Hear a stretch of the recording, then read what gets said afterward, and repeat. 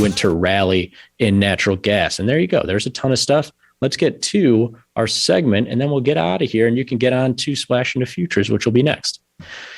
Buying a market with derivatives. I want to run down a couple of different ways for you to get long a market. The market that we're looking at has been beaten up recently, and that's metals, everybody. Gold and silver taking a trip back down to their last year's worth of lows. Right in here, you have the small metals, which is gold and silver bundled into one. Now, essentially, when you're looking to get long a market with derivatives, what you want to do is still clear, right? I want upside potential in this market. I want long deltas or long exposure, whatever you want to call it. I want to theoretically buy this market, but either use futures and options to do so with less capital, or give myself a little bit of a different payout structure. Maybe I think I'm not very confident in this market, and so I look at the short put. It's a higher probability play, which we'll get to in a second. Or I'm really confident in this market, and I want, if anything, increasing exposure, not for the market going a little bit higher, but if it goes really high, then you look at something like the long call. Or if you just have, a normal amount of confidence, you just want kind of the straight up exposure of that underlying market. It doesn't increase or decrease with the market moving up or down, and it's got a 50-50 potential. That's just looking at buying the futures. And that's where we'll start here, friends. In the derivative space, you essentially have futures, calls, and puts. Futures, to a lot of people, I think, are the most exotic. But once you get the hang of these things, it becomes really the most vanilla of the derivatives. They offer 50% probability of success and infinite upside and downside to zero.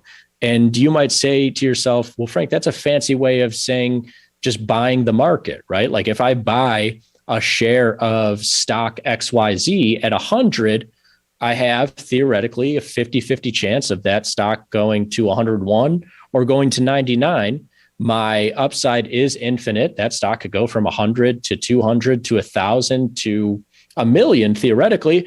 And my downside is the price that I paid for it, right?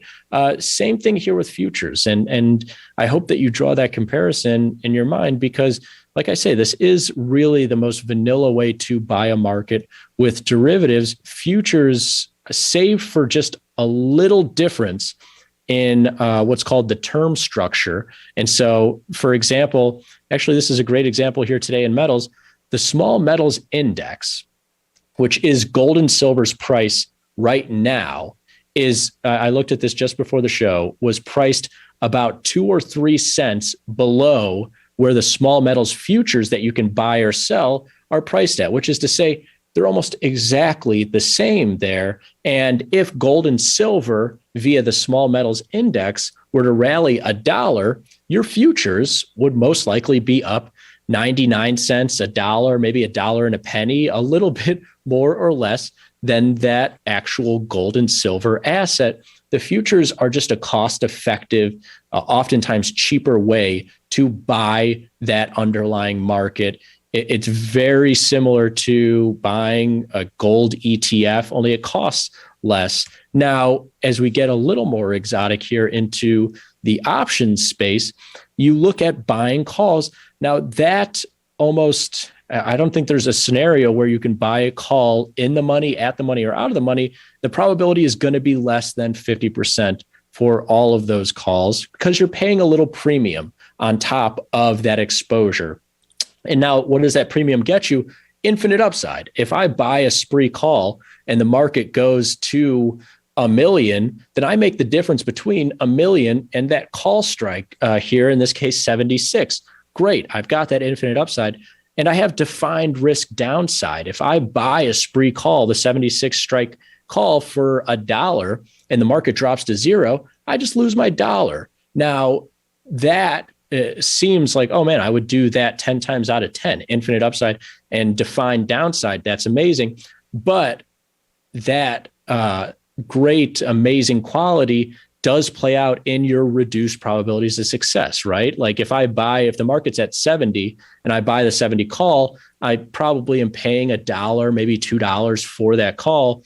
And if the market stays at 70 or goes to 70, 50, or even 71, I haven't made any money. And so you pay, like I said, what's called that premium, which diminishes your probabilities of success for defined downside and that infinite upside. Now, this has become really, really popular in recent years among options on stock traders and options on futures traders, and that's the short put. It's a favorite of mine. It's one of my go-to strategies because it's very simple, and it usually has a couple of things going for you, especially if a market is moving significantly lower like metals have in the last week. Then fear is building in those put options, and I'm selling puts for more expensive prices. But all of that aside, the short put, whether it's in the money, at the money, or out of the money, is actually going to offer you a higher probability of success than 50%. In this scenario, selling that 68 put with the market at about $70, $71, you probably have a theoretical probability of success of making money in that trade of like 70% or so, maybe 60 to 75%.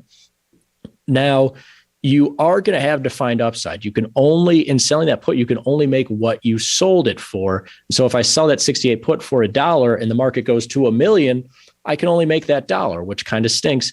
And my downside is to zero. If I sell that 68 put and it goes down to zero, I lose 68, the whole difference between the strike and zero there. But it's a high probability play. And that's what I think a lot of people, especially active market participants who are here, at least once or twice a week, trading futures and options, and now futures options, this is an interesting route for them. But those are 3 ways to use derivatives to buy a market. From there, you can build a ton of stuff. You can sell a put and buy a call. You can sell a put spread. You can buy a call spread. You can buy the future and sell a call against it, the covered call. These are just the tools for you buying a market with the 3 essential derivatives pieces. And that'll do it for me here today, everybody. Thanks so much for watching the Small Stakes program. You can hit me up on Twitter, Frank_Caberna, Kaberna, with any questions. I'm trying to throw out trade ideas and everything else, information on markets as often as I can. And also you can reach out to me on at email at frank@tastytrade.com. Any questions you have on trading or otherwise. Some interesting trades, I'm sure, coming up right now. Stick around. Splash into Futures with Peter Momad is next. Thanks, everybody, for watching. Peace.